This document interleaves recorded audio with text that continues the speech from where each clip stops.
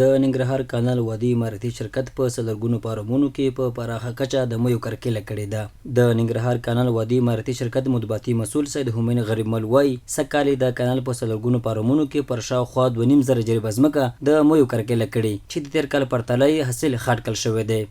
له خمرغه سږ موږ د ننګرهار وادي کرنیز اماراتي شرکت په سلورګونو فارمونو کې په خپله دولتي کښت چې کړی د شاوخوا 1500 جریبه ته رسیږي د اټکل د مخې نه.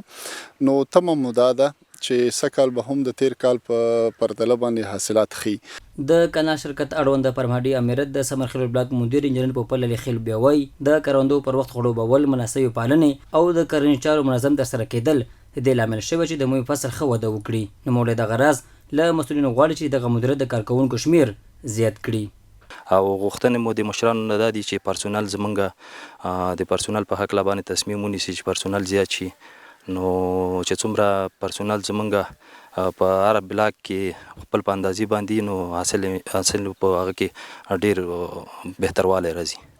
نور رحمان چې د سمرخیلو بلاک کروندو کې کار کوي وایي د فصل د ښه حاصل لپاره ډېر زحمت ایستلی دی او هیله څرګندوي چې سږ کال به ښه حاصل ترلاسه کړي.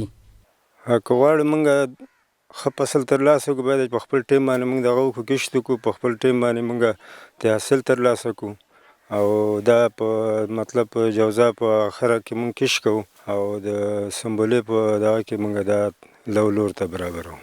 د سمرخیلو بلاک یو بل کروندګر اکبر خان بیا له مسؤلینو غواړي چې د کارکوونکو شمیر زیات کړي څو د کروندو د پالنې، راټولولو او نورو کرنیزو چارو چارې په ښه او چټک ډول ترسره شي.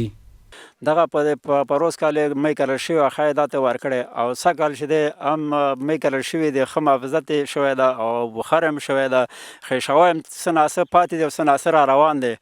او نو موږ د دولت نه دا خواهش کوو چې باید چې موږ د اوبه سره ډېر سخت مشکلات لرو، اوبه موږ ته رسیدګي نه کېږي او کسان ډېر کم یو. د ننګرهار وادي کرنیز اماراتي شرکت مطبوعاتي مسؤل سید همین غریبمل بیا د اوبو د کمښت ستونزه ټول شموله بولي او د کارکوونکو د کمښت ستونزې د حل ډاډ ورکوي. زموږ تمه هم دا ده او انشاءالله زموږ رهبري دغه برخې ته د خیر سره پام لري چې په راتلونکي کې به دغه د کاریګرو د کمښت ستونزې ته انشاءالله دوی پاملرنه کوي او ورته ګامونه پورته شوي هم دي. مۍ د افغانستان له مهمو کرنیزو محصولاتو څخه شمیرل کېږي چې د خوړو ترڅنګ اقتصادي ارزښت هم لري.